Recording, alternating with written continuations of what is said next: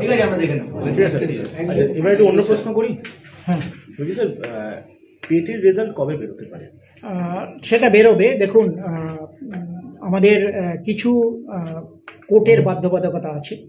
আপনারা জানেন যে কিছু কোশ্চেন নিয়ে চ্যালেঞ্জ হয়েছে, সেগুলোতে বিভিন্ন বিশ্ববিদ্যালয়ের এক্সপার্ট আসছে, বোর্ডেরও এক্সপার্ট থাকছেন, আমাদের দুটো বিশ্ববিদ্যালয়ের এক্সপার্ট থাকছেন, তারা আবার রিইভ্যালুয়েট করবেন। আমরা এটা দেখে নিতে চাইছি, কারণ একটা কমপ্লিট না হলে আরেকটা আমরা চলে গেলে পরে তাহলে লিগ্যাল কমপ্লিকেশনস তৈরি হতে পারে।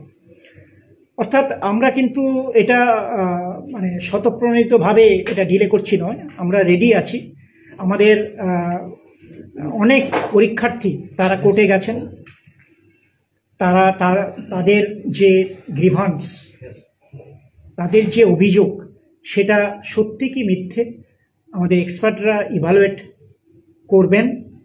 করার পরে আমরা 2017, 2022 সেটা কমপ্লিট হয়ে যাবে, তারপরে আমরা এটা পাবলিশ করব, টেটের রেজাল্ট পাবলিশ করব। 17-22 মানে বুঝলাম না। না 2017 টেট নিয়েও অভিযোগ আছে। কারণ যারা অনেকেই অকৃতকার্য হয়েছেন, তারা বলছেন যে টেটের কোশ্চেন ভুল আছে। হ্যাঁ, কিন্তু এটা যেহেতু বিচারাধীন বিষয়, আমি মন্তব্য করব না। সেই অভিযোগের পরিপ্রেক্ষিতে আমাদের সম্মানিত কলকাতা হাইকোর্ট,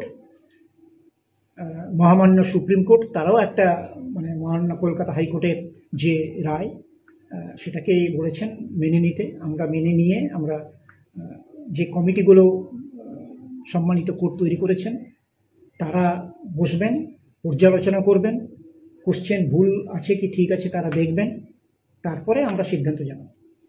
মানে আপাতত 2017, 2022 অভিযোগ নিষ্পত্তি না হওয়া পর্যন্ত আপনারা এই লাস্ট যে টেট নিয়েছেন তার এটা আমি বলবো, আমরা আইনি পরামর্শ নিচ্ছিলাম আমরা, কিন্তু এটাকে কমপ্লিট না করে যদি আমরা করে দিই, আইনি জটিলতা বাড়বে। মানে 17 আর 22 যতক্ষণ জটিলতা না মিটছে, 23 রেজাল্ট বেরোচ্ছে।